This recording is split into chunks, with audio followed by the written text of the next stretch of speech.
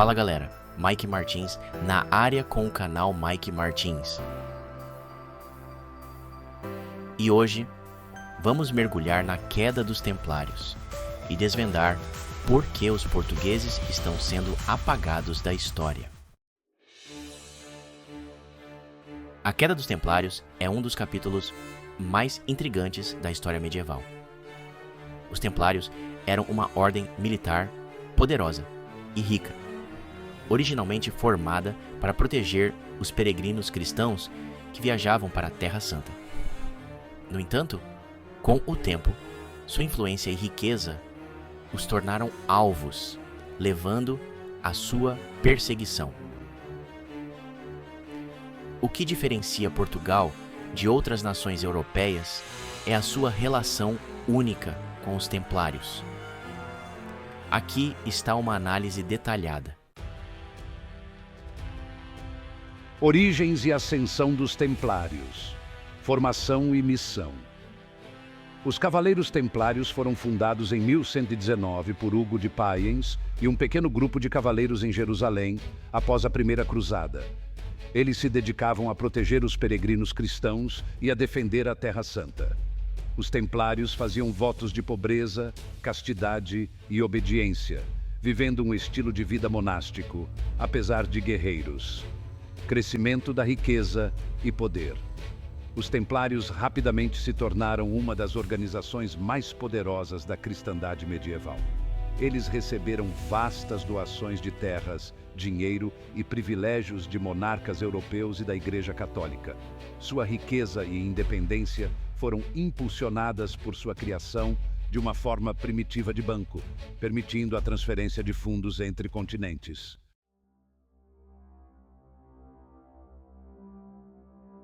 Razões para a perseguição aos Templários: inveja política e dívida. No início do século XIV, os Templários haviam se tornado extremamente ricos, o que atraiu a inveja e a ganância dos monarcas. O rei Filipe IV da França estava profundamente endividado com os Templários e viu na riqueza deles a solução para seus problemas financeiros. Acusações e supressão.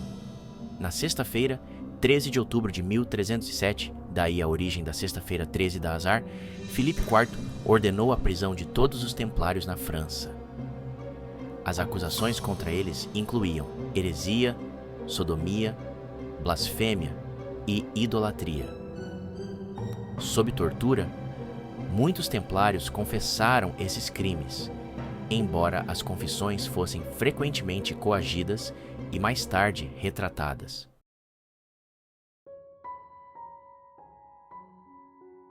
O papel do Papa Clemente V.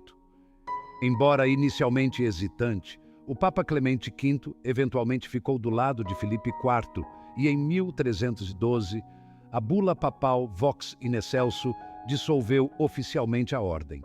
As propriedades dos Templários em toda a Europa foram confiscadas e muitos Templários foram executados, incluindo seu grão-mestre Jacques de Molay, que foi queimado na fogueira em 1314.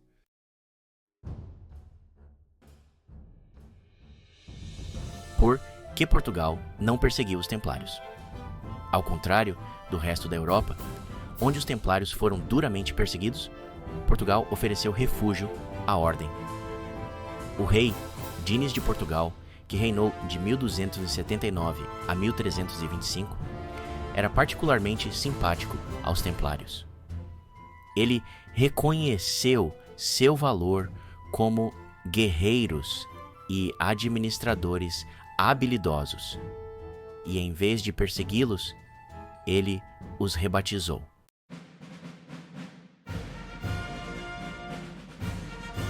A Ordem de Cristo.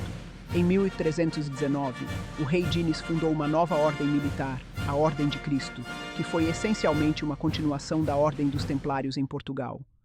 Muitos ex-templários ingressaram nesta nova ordem, e ela absorveu grande parte da riqueza e das propriedades dos Templários em Portugal. A Ordem de Cristo foi inicialmente dedicada a defender as fronteiras do sul de Portugal das forças muçulmanas. mas mais tarde tornou-se intimamente associada à expansão marítima de Portugal.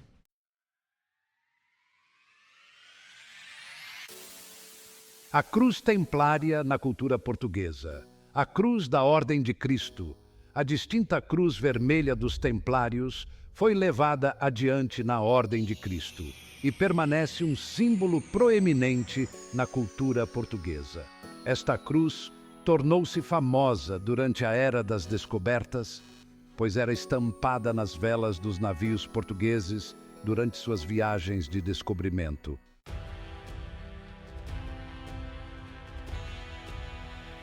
Era das Descobertas.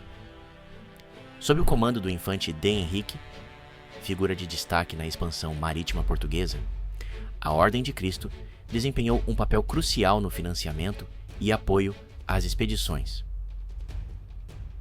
Navios com a cruz templária exploraram a costa da África, Índia e além, contribuindo para a construção do Império Português. As famosas viagens de Vasco da Gama, Bartolomeu Dias e outros levaram o símbolo dos templários ao redor do globo. As cruzes de pedra que os portugueses deixavam como marcadores durante suas explorações na África e na Ásia são chamadas de padrões. Eram grandes pilares de pedra, geralmente encimados por uma cruz templária, que os exploradores portugueses erguiam para marcar desembarques significativos e reivindicar territórios em nome da coroa portuguesa. Os padrões simbolizavam a soberania de Portugal sobre as terras recém-descobertas e foram uma parte importante da história marítima de Portugal durante a Era das Descobertas. Alguns dos padrões mais famosos foram erguidos por exploradores como Bartolomeu Dias e Vasco da Gama durante suas viagens ao redor da costa da África e no Oceano Índico.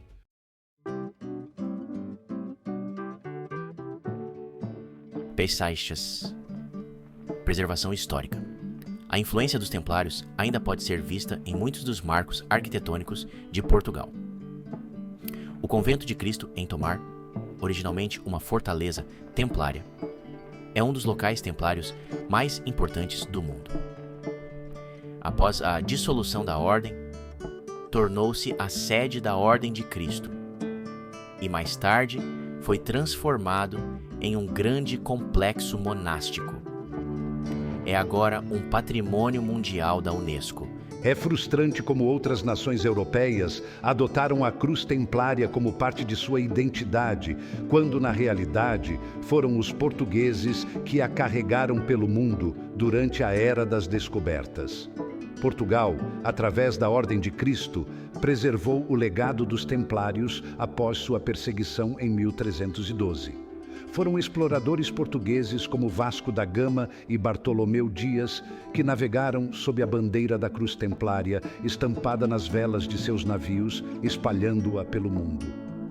No entanto, agora vemos representações de exploradores espanhóis com cruzes templárias em seus navios em pinturas, livros de história e filmes, embora a Espanha nunca tenha adotado oficialmente o símbolo para sua marinha. Essa imprecisão histórica diminui o lugar de direito de Portugal na história, como o verdadeiro portador da cruz templária. É um símbolo profundamente entrelaçado com a herança portuguesa, mas está cada vez mais sendo apagado ou mal representado. A ilha de Oak, na costa da Nova Escócia, e as descobertas na costa da Austrália têm gerado muito debate e intriga, particularmente devido aos achados de artefatos antigos e moedas com cruzes templárias, sugerindo a possibilidade de que os portugueses e talvez os cavaleiros templários estivessem presentes nessas regiões muito antes do que as linhas do tempo históricas tradicionais sugerem. Ilha de Oak e a conexão templária. A ilha de Oak é há muito tempo o centro de mitos de caça ao tesouro, com teorias que a ligam aos templários que remontam a séculos. Escavações e investigações descobriram vários artefatos, incluindo moedas e símbolos que alguns afirmam estar ligados aos Cavaleiros Templários. Algumas moedas encontradas lá têm semelhantes à cruz templária, sugerindo uma possível presença templária ou portuguesa na América do Norte muito antes de Colombo. A teoria templária. Alguns pesquisadores acreditam que os Cavaleiros Templários, fugindo da perseguição no início do século XIV, podem ter navegado para o Novo Mundo com seus tesouros, o que poderia explicar os misteriosos artefatos. Embora nenhuma prova concreta desta teoria tenha surgido, ela permanece uma das explicações mais populares para os mistérios da ilha de Oak. Descoberta portuguesa na Austrália. Mais recentemente, na costa da Austrália, arqueólogos descobriram moedas antigas, algumas com distintas cruzes templárias, que se acredita datarem dos séculos XII e XIII. Essas moedas podem indicar que os portugueses, durante a Era das Descobertas, chegaram à Austrália muito antes dos britânicos ou holandeses. Contexto histórico. De acordo com a história tradicional, os portugueses exploraram principalmente as costas da África, Índia e Sudeste Asiático durante os séculos XIV, XV e XVI. No entanto, a descoberta dessas moedas desafia a noção de que a exploração europeia da Austrália começou com os holandeses no início do século XVII. Alguns historiadores agora especulam que os portugueses podem ter chegado à Austrália séculos antes. Apagamento da história portuguesa. Há uma crescente preocupação de que essas descobertas significativas, que apontam para a presença de Portugal em territórios desconhecidos antes do que se pensava, estejam sendo ignoradas ou minimizadas nas discussões acadêmicas e históricas tradicionais.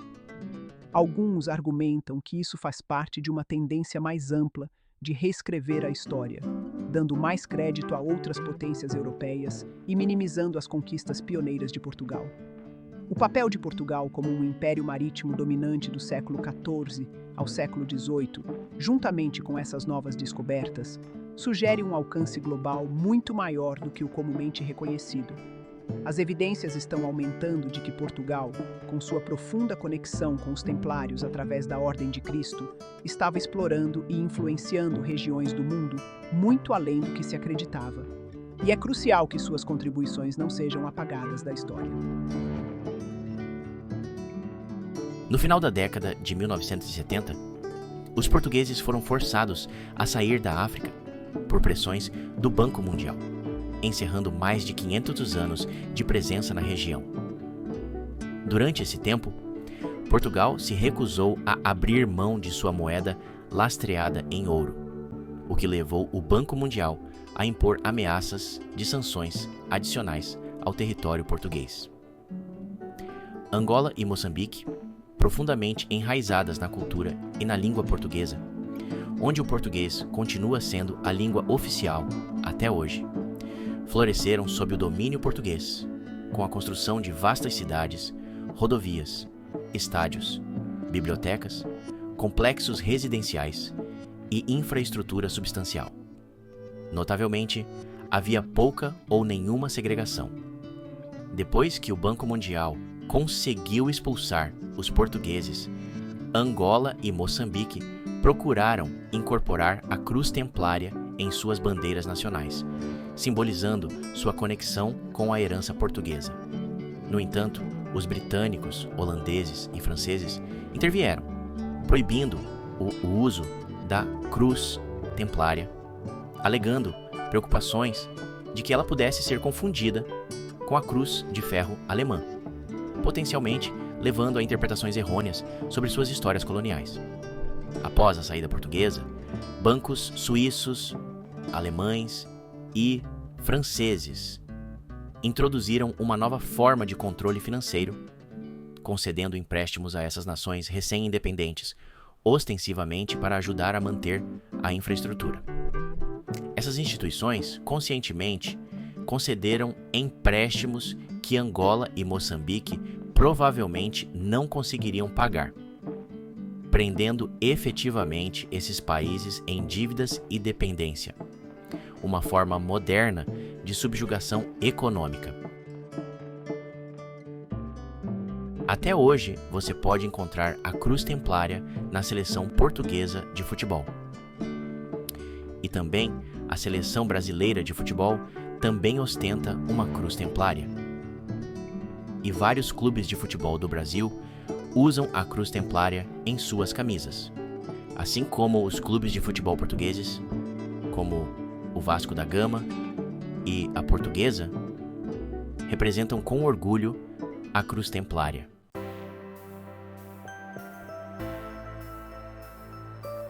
Obrigado por assistir e, por favor, curtam e se inscrevam no canal.